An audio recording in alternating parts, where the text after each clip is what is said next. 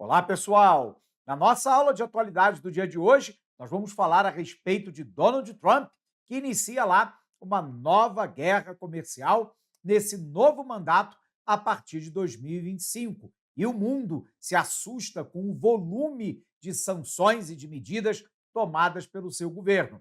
Vem para cá que a gente vai explicar para você em detalhes essa nova guerra comercial. Aula de hoje, aula de atualidade. Trump inicia nova guerra comercial. Nossa tarefa aqui no dia de hoje é a gente tentar entender quais são as iniciativas do governo Donald Trump, que parece aí que multiplicaram-se, né, numa série de iniciativas no campo econômico, social, geopolítico, numa medida, né, atrás da outra, e a maioria das pessoas não está entendendo exatamente onde o governo Donald Trump quer chegar. Então vamos tentar fazer uma reminiscência rápida para a gente tentar entender a situação dos Estados Unidos. Primeira questão importante é a gente lembrar que os Estados Unidos, lá no finalzinho do século XIX, ele ultrapassa a Inglaterra e se torna a maior potência econômica mundial. Hoje, os Estados Unidos são a maior potência econômica, militar e política do globo. O grande problema é que os Estados Unidos estão a ponto de perder essa hegemonia global. E isso é que assusta Donald Trump e, claro, os americanos. A gente sabe que a China é o grande adversário do século XXI, embora não seja o único. O grupo dos BRICS, Brasil, Rússia, Índia, China e África do Sul, que são os fundadores desse bloco, mas agora acrescido de novos países, que é o BRICS+, já representam 40% do PIB global. E os Estados Unidos sabem que cada vez mais, embora ainda extremamente relevante no cenário geopolítico, econômico e militar do planeta, mas cada vez mais, não só a China, mas o grupo dos BRICS vão abocanhar parcelas cada vez maiores da importância que outrora os Estados Unidos representava quase que de maneira unânime e em escala global. E é isso que assusta os americanos. Bom, diante disso, então, Donald Trump sai atirando para todos os lados e parece que o governo dele é formado por medidas absolutamente desconexas. É preciso dizer para você que não são. Essa desorganização aparente, ela tem método. O objetivo é tentar lançar várias frentes ao mesmo tempo, desorganizar qualquer tipo de oposição no campo interno e externo e, a partir daí, reorganizar de acordo com aquilo que o trumpismo considera que é o mais adequado. Tanto que Donald Trump, às vezes, dá 3 passos para frente, anda um para trás, dá mais 2 passos para frente, parece andar outro passo para trás, mas ele vai continuando avançando. E agora a gente tem que tentar entender quais são as medidas dessa nova guerra comercial. Mas vamos entender o que é uma guerra comercial. Uma guerra comercial é quando um país deliberadamente, nesse caso agora os Estados Unidos, começa a tomar medidas unilaterais que nós chamamos de medidas protecionistas. As medidas protecionistas têm como objetivo dificultar ou impedir a entrada de outros produtos no meu país. Observe que os Estados Unidos têm um grande discurso pelo liberalismo econômico. E o liberalismo econômico é daquele que vai defender o livre comércio em escala global. Mas, como diriam lá os nossos avós, faça o que eu digo, não faça o que eu faço. Então, uma coisa é o discurso externo dos Estados Unidos, a outra coisa é o que ele pratica internamente. Embora Estados Unidos e Europa pratiquem né, o alto grau de protecionismo dos seus mercados naquilo que eles não são competitivos, eles alardeiam para o mundo afora a ideia do livre comércio, algo que eles nunca praticaram, sobretudo em setores que eles não são competitivos em escala global. Pergunte lá aos Estados Unidos e à União Europeia se eles querem livre comércio na área de aço, laranja, petróleo, gás, café ou commodities agropecuárias, minerais, produtos industrializados de baixa tecnologia, que países, por exemplo, como o Brasil, como a Índia, como a África do Sul, como o México, como a Argentina, são países que têm alta competitividade. Via de regra, eles vão dizer que não. Eles querem o livre comércio naquilo que eles são altamente competitivos, que é basicamente produtos da terceira e da quarta revolução industrial. Então, eles querem que abrir o seu comércio para setores, por exemplo, como tecnologia da informação e da comunicação, espacial, robótica, informática, biotecnologia, nanotecnologia, de maneira geral, química fina, petroquímica, setores que eles lideram. Ou seja, eles querem abrir os mercados deles para os setores em que eles são líderes e têm capacidade de competir e se fecham de maneira protecionista nos setores em que eles não são competitivos. Mas, para o restante do mundo, eles propõem sempre abrir os seus mercados de maneira independente se países como Brasil ou China são competitivos ou não. E aí, a gente precisa entender que o protecionismo ele pode ser de dois tipos: um protecionismo tarifário e um protecionismo não tarifário. Então, vamos colocar isso no quadro para ficar bacana na hora de você estudar. Vem para cá. Primeira questão, pessoal, é a gente lembrar que o protecionismo ele pode ser de dois tipos, né? Eu posso ter o protecionismo tarifário, que é o que os Estados Unidos mais fazem, mas há um outro protecionismo que a Europa também muito pratica, que é o protecionismo não tarifário.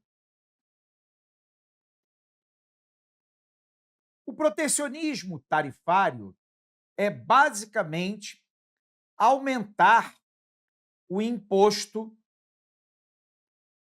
de importação.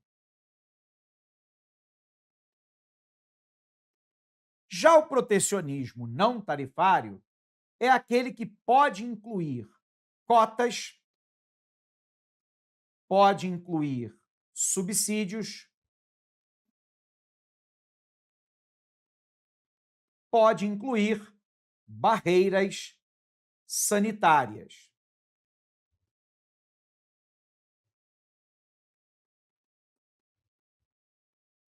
Então, vamos tentar entender isso aqui por partes. Voltemos à questão. O que é o protecionismo, né? É uma medida para tentar dificultar ou impedir um produto estrangeiro de entrar no meu país e competir com os meus produtos nacionais. Como é que eu faço isso? Primeiro, aumentando o imposto de importação, que é o que os Estados Unidos acabaram de anunciar em relação aos produtos vindos da China, do México, do Canadá, da União Europeia e que atinge, por tabela, o Brasil. Eles anunciaram lá uma tarifa de 25% sobre o aço e sobre o alumínio, o que atinge diretamente o Brasil, porque o Brasil é um dos maiores exportadores de aço e alumínio para os Estados Unidos. Anunciaram uma tarifa de 10% sobre todos os produtos que vêm da China e anunciaram uma alíquota de 25% dos produtos do México e do Canadá, que são os dois maiores parceiros comerciais dos Estados Unidos, de maneira geral. Na sequência, houve uma reação do México e do Canadá, e aí Trump suspendeu para iniciar uma negociação. Essa é uma estratégia que ele sempre utiliza, né? Ele vai lá, pisa no acelerador, anuncia uma tarifa de 25%, os países, obviamente, reagem, e aí ele coloca uma suspensão para então iniciar uma negociação.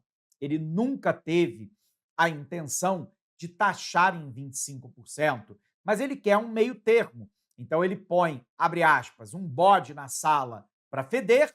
No momento que o bode fede, ele tira o bode e aí passa então a negociar algo que seja meio termo. É uma estratégia antiga, velha, os países já estão calejados em relação a essa postura de Donald Trump, mas como os Estados Unidos são uma grande potência econômica e como grande parte das exportações de Canadá e México vão para os Estados Unidos, eles se veem lá sem muitas alternativas, se não ser sentar na mesa para poder negociar. Bom, isso é o protecionismo tarifário. O protecionismo não tarifário é algo que a Europa pratica muito, né? A Europa, às vezes, coloca cota, que é a quantidade máxima de produto que pode entrar na União Europeia, ou pratica subsídio, de maneira direta ou indireta, paga parte do custo de produção dos produtores locais para poder criar condição artificial vantajosa para que eles venham a competir em condições melhores contra o produto importado.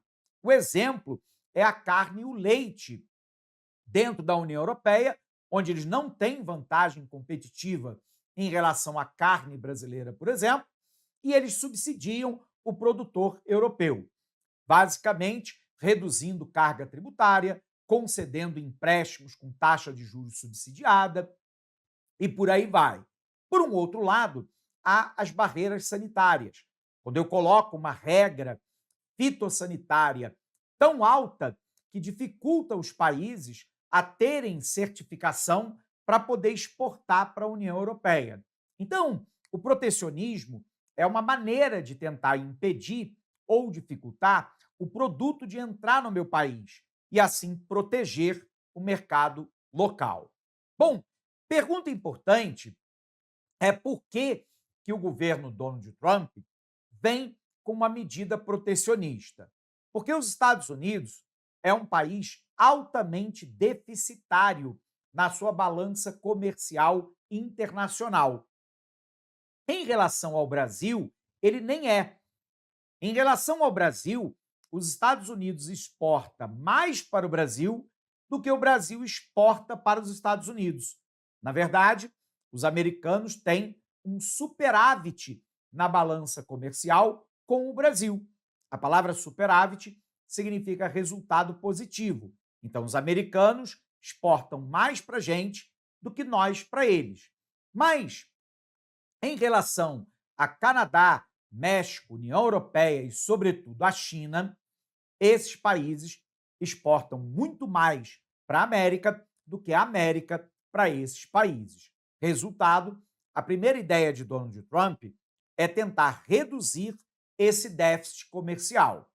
Por um outro lado, a ideia dele é tentar gerar crescimento econômico e emprego nos Estados Unidos. E aí você poderia estar se perguntando, professor, mas ele está errado nisso? A grande questão é que aqui não é exatamente uma pergunta se ele está certo ou errado, é que as medidas são consideradas ineficazes. E por que elas são ineficazes, né? Porque quando você começa uma corrida, né, de protecionismo, uma guerra comercial, você não vai esperar que todos os países vão sentar, aguardar as retaliações dos Estados Unidos calados. Todo mundo vai reagir.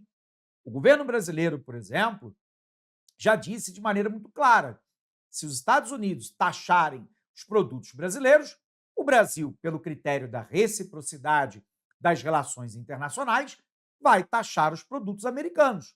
Ponto. Simples assim. E aí alguém poderia dizer, professor, né? Mas o Brasil, né, para os Estados Unidos, representa uma corrente de comércio para a América muito pequeno. Concordo. Porém, aquilo que o Brasil disse que vai fazer É aquilo que a União Europeia disse que vai fazer, é aquilo que a China disse que vai fazer, é aquilo que o Canadá, México e vários países irão fazer. Então, no todo, tudo bem, a tendência é que os Estados Unidos sofra retaliações de outros países. E aí, o tamanho do prejuízo pode ser maior que o eventual benefício.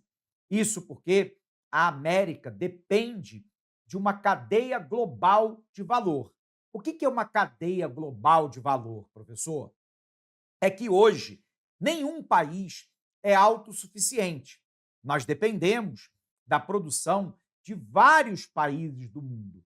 A gente viu durante a pandemia, né, o que foi, por exemplo, quando Taiwan, que é a maior produtora de semicondutores e de chip do mundo, teve que paralisar ou diminuir a sua produção. Isso parou a cadeia produtiva global de aviões, de automóveis, de computadores e de uma série de bens que precisam de semicondutores e chips. Mostra de maneira muito clara como o mundo está cada vez mais interconectado. Então, às vezes, medidas protecionistas unilaterais são um tiro no pé. Soa bem em termos de discurso para a população que não tem conhecimento econômico para entender que isso, num primeiro momento, pode ser vantajoso, mas a médio e longo prazo isso é um grande prejuízo. Grande parte dos economistas, né, e eu sou geógrafo e sou economista também, acreditam que o melhor caminho para a América seria ele investir em ciência, tecnologia, inovação, produtividade, fortalecer a sua infraestrutura, melhorar o seu sistema educacional, concatenar, né, o Estado e a iniciativa privada em projetos de inovação para ganhar competitividade, que é exatamente o que, por exemplo, a China vem fazendo hoje. Então, a gente percebe que essas medidas, né, são medidas que têm impacto, num primeiro momento chamam a atenção, mas não têm, a médio e longo prazo, a eficácia que o Trump diz que tem. Perfeito? Olha para cá. Então, pessoal, dito isso, qual é a questão, né? Protecionismo renovado. Trump retoma políticas protecionistas para tentar fortalecer a indústria nacional. O objetivo é reduzir o déficit comercial e tentar trazer os empregos de volta aos Estados Unidos.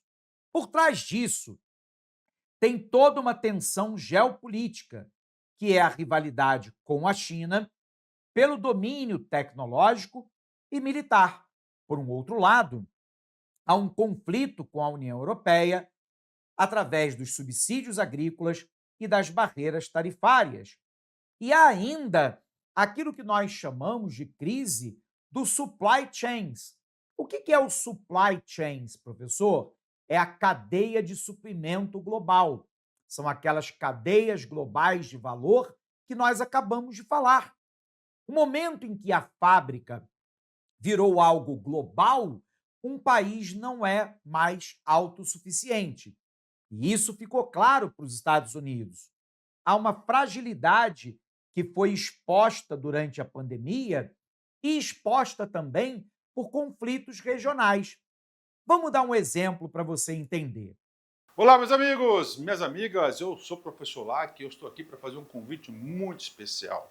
Primeiro, você assistir o restante dessa videoaula no nosso site da Lacon Cursos. Aqui no YouTube são aulas demonstrativas para você ter aí o conhecimento, né, para você ter aí uma projeção das nossas aulas em relação aí ao concurso da GCM, Guarda Civil Municipal de Caldas Novas. Nós temos um curso, cara, fantástico, focado nesse edital, um curso que eu tenho certeza que vai te ajudar.